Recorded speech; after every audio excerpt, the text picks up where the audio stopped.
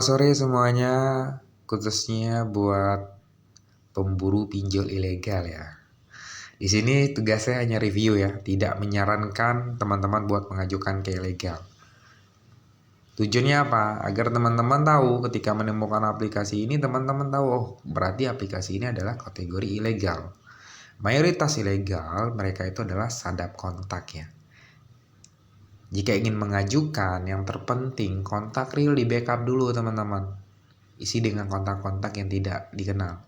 Setidaknya apa? Ketika ACC aman dari yang namanya sebar data ya teman-teman ya. Dan untuk aplikasi ini kategori ilegal satuan ya teman-teman ya. Data gagal bayar, data fresh, data rawatan masih mau menerima aplikasi ini. Yang terpenting saat mengajukan aplikasi ini kontak darurat pastikan aktif ya teman-teman ya. Yang bisa diajak kerjasama. Karena karakteristik aplikasi ini terkadang mereka miss call, memastikan nomor aktif ya. Baik nomor pengajuan dan kontak darurat ya teman-teman ya. Garis besarnya aja ya teman-teman ya. Limitnya dari 1 juta hingga 20 juta ya teman-teman ya. Biasanya kalau pengajuan di awal 1 juta, cairnya biasanya 670 sekian lah ya.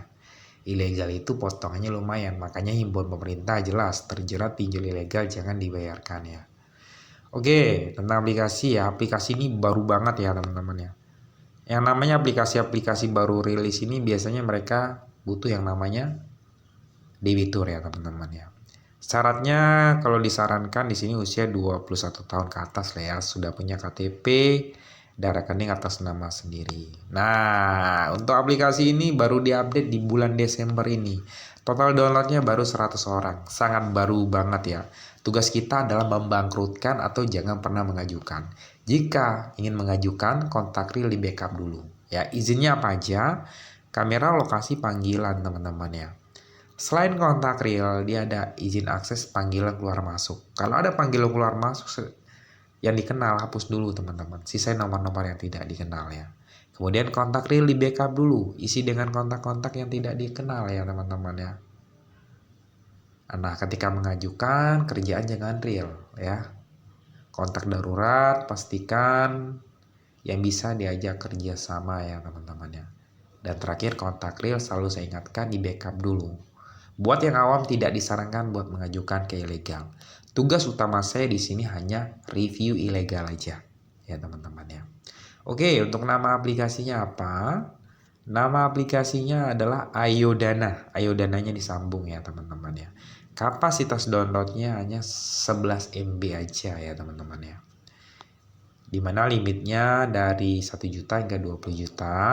Kategori ilegal. Dia sadap kontak. Sebelum ajukan amankan kontak real ya. Tugas saya review ya. Tidak menyarankan buat yang awam mengajukan ke ilegal ya.